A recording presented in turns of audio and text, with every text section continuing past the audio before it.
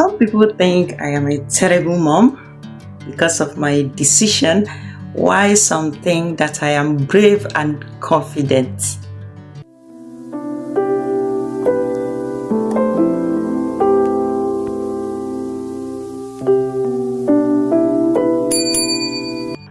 The decision I took about them is because of the love I have for them and how well I want to protect their future. Watch till the end of this video so that you know if I'm regretting this decision now or not. Because this decision is not a small one. It will take a parent a whole lot to make this kind of decision. To be separated from your children, wow, it is a very hard nut to crack, you guys. I will tell you all the details and the reason that pushed us to make this decision. It all started when we noticed that what we are teaching them in the family, my culture is now somehow conflicting with what they are being told in school. We noticed some behavioral changes. It was as if what we teach them in the house is literally contrary to what they're being told in school. So one day my husband called me. I was like, honey, what are you thinking about these children's behavior? Are we gonna just sit back and watch them behave like Oyibos? Whereas where we come from the east, you have to behave like a traditional Igbo woman. You don't behave anyhow. Those who know Igbos know very well that we are morally conscious and we are being brought up well. So for me to suffer all these years, bring forth my children into this world and just watch and allow them become Oyibo automatically, no, it was a no for us. So we started planning, we started talking to them about living in Nigeria. They started asking so many questions, which we took our whole time to answer it one by one. And we made it clear to them that we must always be on video calls with them to know how they're faring. They're not going to lack anything. We assured them that we are there with them 24/7, via phone communication and video calls. They're not going to miss us. We promise them a whole lot of things and assure them that even though the distance is there, but we are still there with them. So they understood everything, and we cleared them on some questions that they asked, and that was it. The decision was made and sealed. So the funniest call I received when they started school in Nigeria was, "Mommy, they flogged me in school today." I was like, "What did you do?" Because the teachers cannot just start to flog you. "What did you do?" And she was like, "Mom, I did not do anything. It was a mass punishment. Our class, we were busy making noise, standing on top of their decks, jumping up and down, and she herself, she told me that she was quiet, just like a new student. She has not made friends and she was just quiet on her own. And when the teacher returns to the class and noticed that, all hell, we are let loose, everyone was on top of their desks, jumping, making noise, I decided to punish every one of them at the same time. And I explained to her that is called a mass punishment. Welcome to Nigeria. It is now that you will understand. You will learn, and you will learn the hard way. She was like, "Mommy, they flog people here." I said, "You will be receiving flogs every day, not just every day in school. Even at home, when you're staying with my cousin, you will be receiving cane strokes all the time. When you do something wrong, they correct it for the first time. The second time, you will go in for it, and definitely you will receive strokes of cane. So get used to it, my darling." She was just looking at me, kind of surprised. So I said, this is the beginning of the kind of training you're going to get in Nigeria. Number one reason why we made that decision is for them to learn their mother tongue. I would love to watch my children communicate fluently in my language or my husband's language when they are all grown, I don't want the situation where they will be just like the slangs that we use in Nigeria. My mama say I be Igbo. Maybe they will be hearing what someone is saying, but they won't be able to communicate properly. So we wanted a situation where they can easily and fluently communicate in Igbo language, because we are full-fledged Igbo parents. When they do not understand the language, how are they going to learn the traditions, the culture? No, it will be very, very difficult for them to learn anything about the culture. Once they understand the language very well, when you're explaining or when they're experiencing culture and what was being said, just like recently they went for traditional marriage. She was so my dad was very, very excited, and she was like, "Mom, I've seen how they do traditional marriage in Igbo land." I was very, very happy that she can understand what was being said. That time that the father of the bride will come to present, bless the drink and pass it over to her daughter. The daughter will move around looking for her husband, then kneel in front of her husband to give the husband the drink. That was very, very interesting for her. She was asking me so many questions about that. I said, yes, welcome to Igbo tradition. That is something you will still do in future. She was just like, that it was so exciting that the bride was very beautiful in her outfit. I say, yeah, welcome. Prepare for your own, because in 10 years to come, you'll be doing the same thing and you'll be being taken to your husband's home as well. So I was so glad that they learned that. And also they've gone to some funeral too. They have witnessed that too, which I know very, very well that if they had stayed back here in France, they will not have the opportunity to see and experience all of this, because there are some things that video calls cannot do for you. Yeah, that is the reality. So I am so happy that they are now kind of independent. They know how to solve problems. They know how to do things on their own. And I'm mostly happy that this September, my Ada will be going to Rorito Special Science School at the Zenuk. If you are from Anambra State, say hi. If you are from Anambra local government, say hi. If you are close to Ekulobia Nanka, you are my sister. Another reason why I think it is very important to make this decision at this time is to create a strong bond with family members. I can remember the bond we shared with my grandmother. I can still remember how she looks, the songs that she used to sing for us, how she used to dance for us, the folk tales that she used to tell us. And aboya, iro, that is akuko ifo. The things that she used to tell us, I don't think that children of this generation knows what akuko ifo is.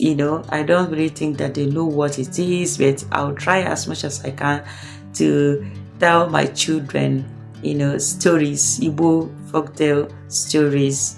My husband said that he was not opportune to be with his grandparents, and that thing really affected him. So he wouldn't wish the same, and he wouldn't sit down to watch, that kind of thing repeat itself where his children are. So he wanted my children to spend some years, growing up around grandparents, visiting them, staying days with them, relating to them, getting that advice that, grandparents, every Eke market day, you'll be receiving advices upon advices.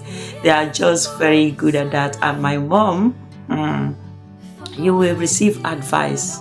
After receiving all this advice and you chooses to mess up again, you know that you are destined to be ruined. My husband was very, very happy that they got to had some beautiful moments, beautiful experiences with my mother, spend some time. And guys, I've not even told you guys that my Ada can now matcha okwa. Maybe all of you know what a matcha okwa, process the breadfruits and cook it. She can confidently do that very well. And processing of palm oil, she can equally do that because she is the one who is helping my mother to do all of that. I'm very, very proud that they have at least learned one or two chores that we are used to while growing up in the village, and that gladdens my heart so very much. That's na amutaramu furefu, at least mama malugo keseme a whole lot of things, in Igbo land. Then, guys, listen. I think this is the most important reason why we made that decision to send them back to Nigeria to continue their studies. We want them to experience life outside Europe, life outside comfort, life outside choices, So, because here in France, the teachers will mandate you must provide this for your child, you must provide that, she must have that.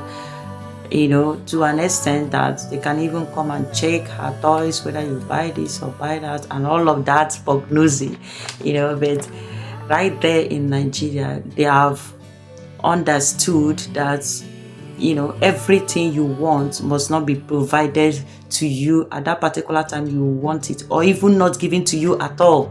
It depends on what your parents can afford and the level they are, and you must bear that. You don't have any choice, no choice about that.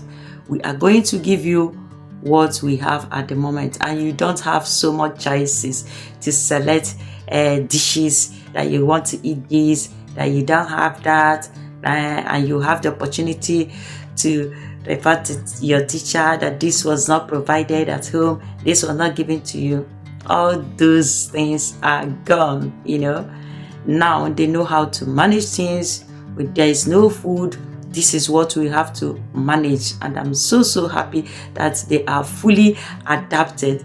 At some point, I asked them if they would like to come back to France, and they were like, no mom, no, that they are so happy and they are enjoying themselves there. Even though, the countries are not the same, the environment is not even the same. There are mosquito bites, sand flies, a whole lot of harsh things, happening around. But they still love it. They have embraced the Igbo culture that they don't even want to come back to Europe again.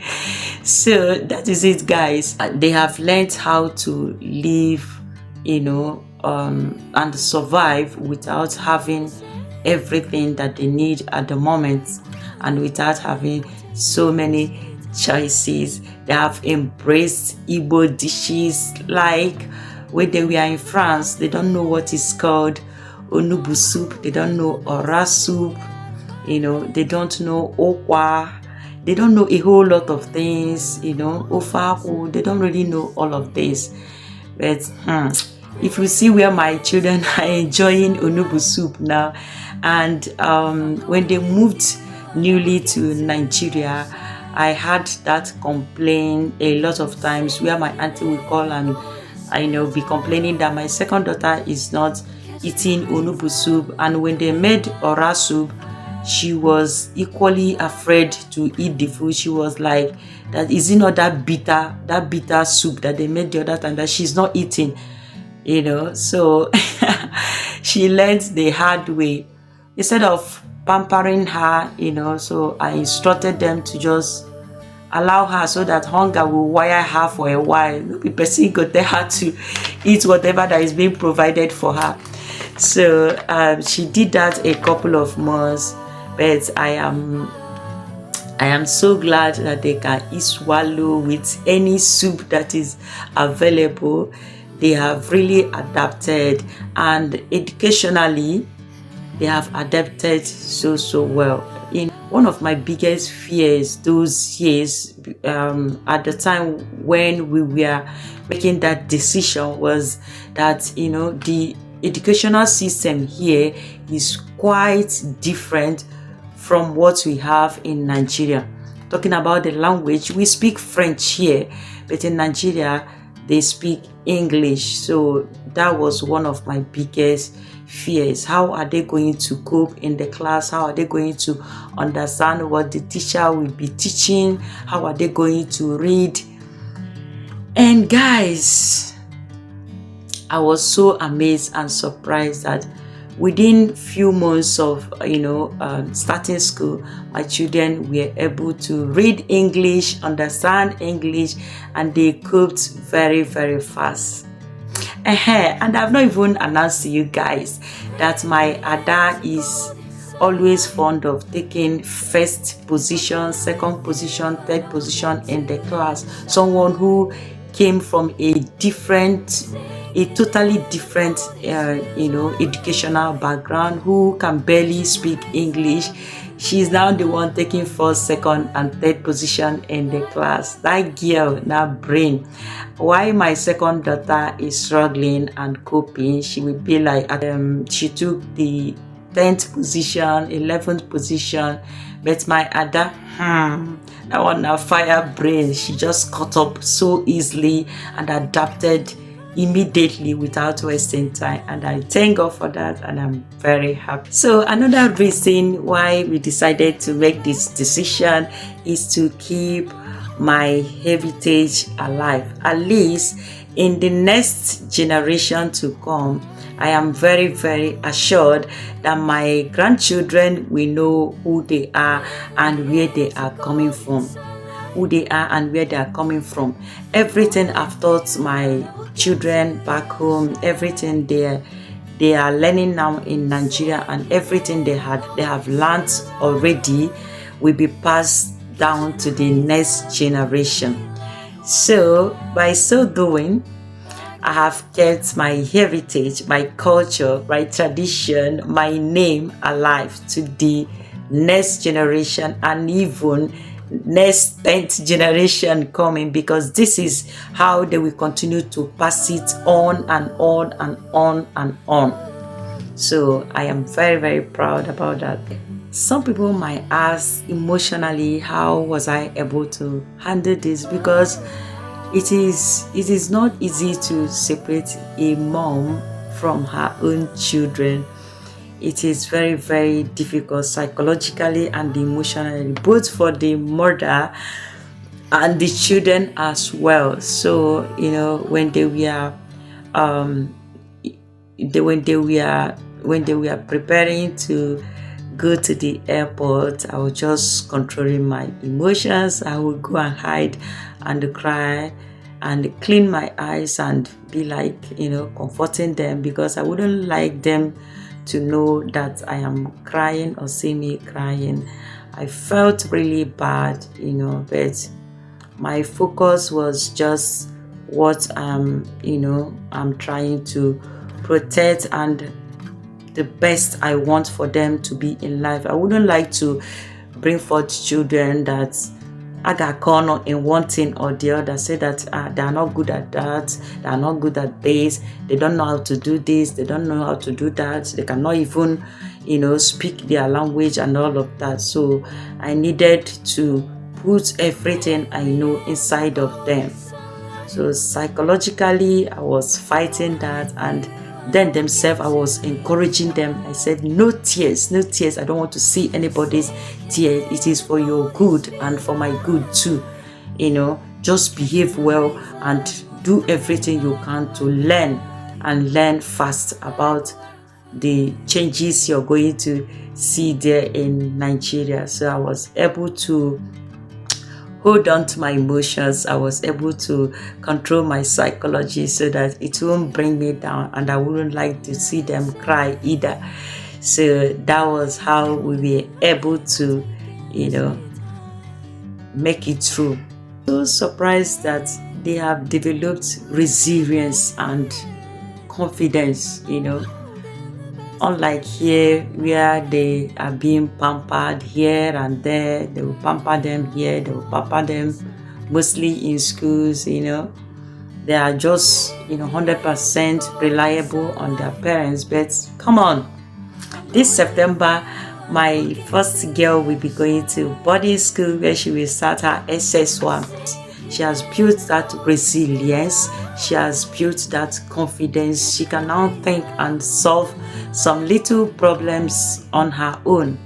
So I do not think that I have any fears anymore, about her getting to boarding school this September. I am a little bit relaxed. I am so happy because I know that she had been taught on how to navigate through all of this.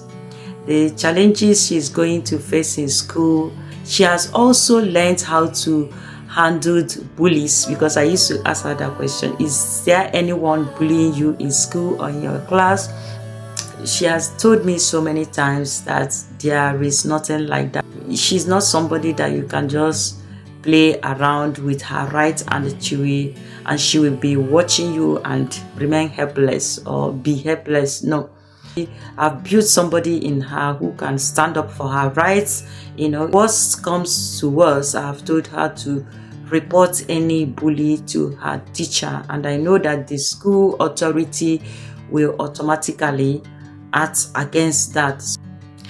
So with all this being said, guys, what do you think about my decision? Did I make a good decision about my children? Or do you think it is bad? I can remember very well that my husband and I were about to make this decision. We shared it with some family members, and just a few of the family members kicked against us. And some of them said, in this country where insecurity is affecting every part of Nigeria, and you want to return your kids for what reason? Some of them were like, what? That people are struggling, clean themselves, selling all of their properties to be here in Europe, and you have the opportunity to birth all your children here in Europe. You want to return them to Nigeria? What are you thinking? But I was so happy that many of our family members understood, and many applauded us for that decision and said that, wow, this is the first time they are seeing abroad parents make such decision, because this decision is very rare to see a parents who can take this drastic step to make sure that our children are well raised and brought up. Guys, if you see how my children, they chop my language now, if you see how they speak their Igbo now come better past my own. Honestly, their Igbo better. If you see where my second daughter is talking, you will not have any clue that these are children that were returned home 4 years or 3 or 4 years ago. You will not have that clue. They are now full-fledged village girls, and we are so happy about that. They can chop the language now, break the language into pieces, give you adages and itwilu in Igbo. I think adages and proverbs in my language. They can give you more than 10 adages and proverbs in my language confidently. So, Onyezikambo, I am a proud mother indeed. So, I promised you guys that at the end of this video, that I'll be telling you guys if I regret this decision, if I am happy with the decision we made. So, guys, this is the moment when I will announce if I am regretting this decision or I am enjoying it.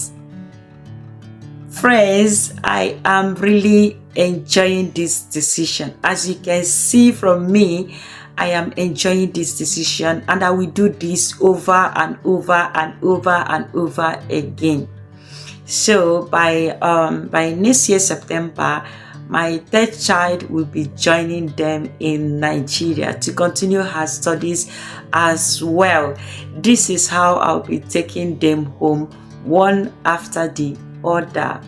So by the time all of them finished secondary school in Nigeria, they will now become a full-fledged Igbo children. Someone did not tell you that they are being born and brought up in France. You will never know. You cannot know, because there is no sign of abroad in them anymore.